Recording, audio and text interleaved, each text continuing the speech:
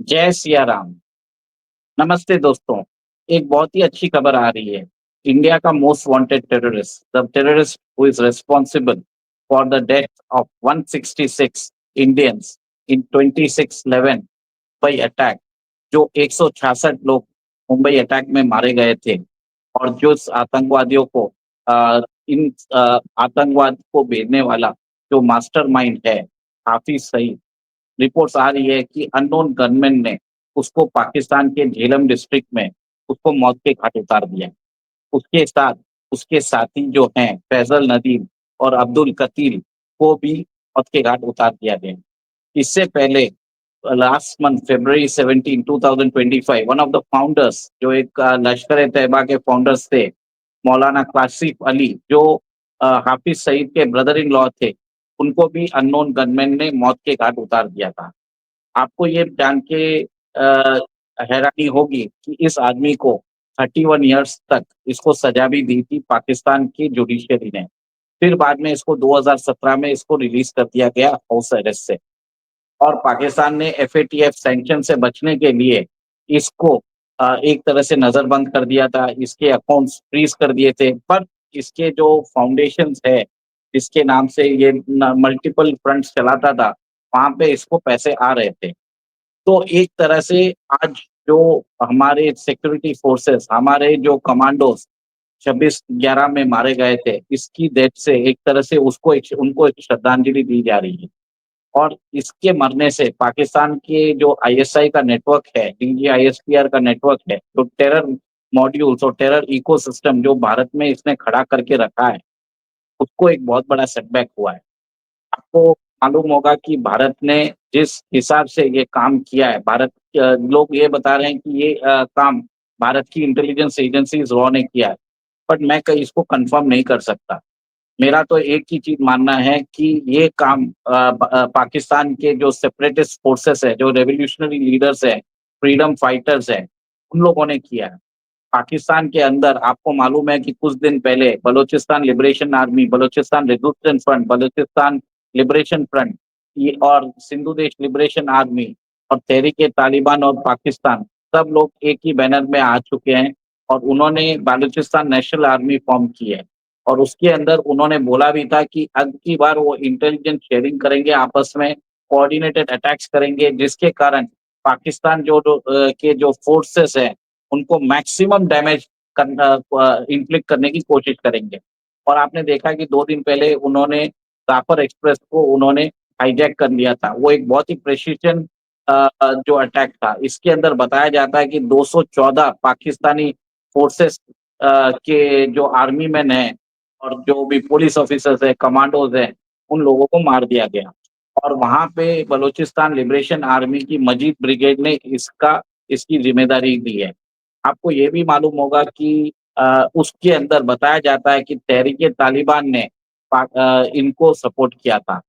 और थोड़े दिन पहले आपने ये भी देखा होगा कि अ, तहरीक तालिबान के भी जो 15,000 लड़ाके हैं, बॉर्डर पे आ चुके हैं। वो बोल रहे हैं कि हम पाकिस्तान की 7 लाख की फोर्स से हम लोहा लेने को तैयार हो चुके हैं। सिंधु देश लिबरेशन आर्मी ने भी पाकिस्तान के अंदर टेरर अटैक्स चालू कर दिए हैं। और सीपेक और बलूचिस्तान लिबरेशन आर्मी ने सीपेक में चाइनीज गवर्नमेंट को वार्न किया है that they will target the infrastructure projects और जो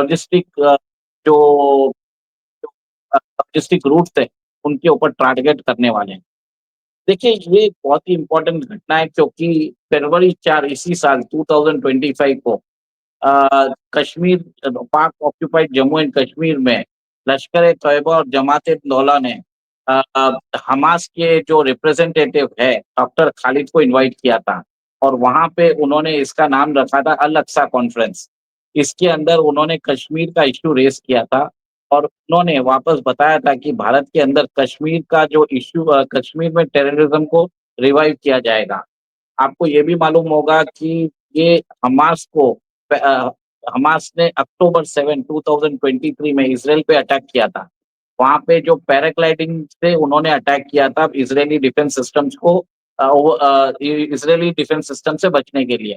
इसकी जो ट्रेनिंग थी, लश्कर ए तोयबा ने हमास के लोगों को पाक ऑक्यूपाइड जम्मू एंड कश्मीर में दी। तो कहीं न कहीं हमने ये भी देखा है कि पाकिस्तान के जो Pakistan has harboured terrorism, Pakistan has sheltered terrorism also. और जो 166 लोग जो मारे गए थे मुंबई अटैक में, उसमें इज़रायली लोग भी हैं। तो कहीं न कहीं इससे रूल आउट नहीं कर सकते हैं कि ये बाहर की इंटेलिजेंस एजेंसी का भी काम हो सकता है। और आपको ये भी मालूम है कि कैसे पास्ट में आईआरजीसी के जो जनरल है कासिम सुलेमानी, उनको मौत के घाट उतार दिया गया था। आपने ये भी देखा कि कैसे अ, ईरान के जो अ, न्यूक्लियर साइंटिस्ट हैं मोहसिन फखरुज़ादा को एक रिमोट स्टेन गन से उनको भी मार दिया गया था। और कुछ ही दिन पहले जो पेजर का जो एक्सप्लोजन हुआ है, उसके बारे में सबको मालूम है। और जो ईरान की टॉप लीडरशिप है, जो जिसके अंदर बताया जाता है कि इब्राहिम रेसी और उनकी कैबिनेट, वो सब एक हेलीकॉप्टर हमले में मारे गए थे, उसके अंदर भी पेजर अटैक बताया जाता है। तो ये जो काम कर रहा है, one of the most ruthless agencies वो काम कर सकते हैं इसके अंदर। और इसमें तो बहुत लोग ये भी पाकिस्तान से आरोप लग रहा है कि इसमें भारत की इंटेलिजेंस एजेंसीज़ रॉ का भी हाथ है। बट मैं इसके बारे में कुछ ज़्यादा बोलना नहीं चाहता क्योंकि this is beyond my knowledge. तो मेरा यह मानना है कि most probably this attack has been carried by outside intelligence agencies and any of the separatist forces in Pakistan. और एक तरह से this is a very good news for Indians for Indians and आज एक तरह से हर्षोल्लास का दिन है। क्योंकि इस आदमी के मरने से पाकिस्तान के अंदर जो टेरर नेटवर्क जो आईएसआई ने भारत के अंदर स्थापित किया है, उसको एक बहुत बड़ा धक्का लगा है। बातचीत तो यहाँ तक आ रही है कि अभी रिपोर्ट्स आ रहे हैं, जिसमें ये बताया जा रहा है कि इसको कैसे दफनाया जाएगा। और यहाँ तक बात आ रही है कि पावर स्ट्रगल चालू हो चुके हैं पाकिस्तान के अंदर लश्कर-ए-तोयबा में। Everybody wants to be everybody wants to be a leader. तो एक तरह से वहाँ पे जो डायनामिक्स है वो चेंज होते जा रहे हैं। और ये एक बोलते हैं अपडेटिंग, ये एक जो खबर है ये एक तरह से फाइनल नहीं है, इसमें बहुत सारे अपडेट्स और भी आने हैं। पाकिस्तान के बहुत सारे Twitter handles are confirming this news. But हमें लगता है कि डीजीआईएसपीआर जो इंडिया में बैठे जो पाकिस्तान के जो चहेते हैंडल्स हैं, ये इस खबर को झुठलाने की कोशिश किया जाएगा। बट सुनो सुन बट जनरली ये बात है कि इस बात को ज़्यादा दिन देर तक दबाई नहीं जा सकती और कहीं न कहीं इसकी पुष्टि हो जाएगी। और ये देख लीजिए कि अभी इसके बाद पाकिस्तान के अंदर जो प्रॉब्लम्स क्रिएट होंगे आर्मी के लिए, that is going to be a very challenging position for the army. Because Pakistan के अंदर जो लॉ एंड ऑर्डर है, इट इज़ बताया जाता है कि वो law and order completely out of order हो चुका है। और कुछ दिन पहले पाकिस्तान की असेंबली में मौलाना फजलुर रहमान ने बोला है कि Balochistan is few steps ahead away from declaring independence like Bangladesh. मतलब बलूचिस्तान कभी भी अपने आप को स्वतंत्र राष्ट्र डिक्लेयर कर सकता है, उसको मान्यता मिल जाएगी यूनाइटेड नेशंस के थ्रू। आप ये सोचिए वहाँ के एक बहुत ही वरिष्ठ लीडर जो मतलब 20 से 25 साल से वहाँ पे कंटिन्यूअसली एक लॉ मेकर है, वहाँ पे उन्होंने पाकिस्तान असेंबली में ये बात बोली है। तो कहीं न कहीं मेरा ये मानना है कि पाकिस्तान में सिचुएशन खराब हो रही है। अमेरिका ने खुद भी अपने सिटिज़न्स को बोल दिया है कि आप खैबर पख्तूनख्वा मत जाइए, बलूचिस्तान मत जाइए, एलओसी के बाद कुछ न कुछ हो सकता है।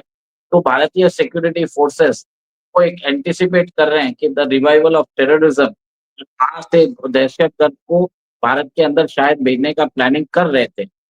अब ये कैसे होगा वो देखने की बात है।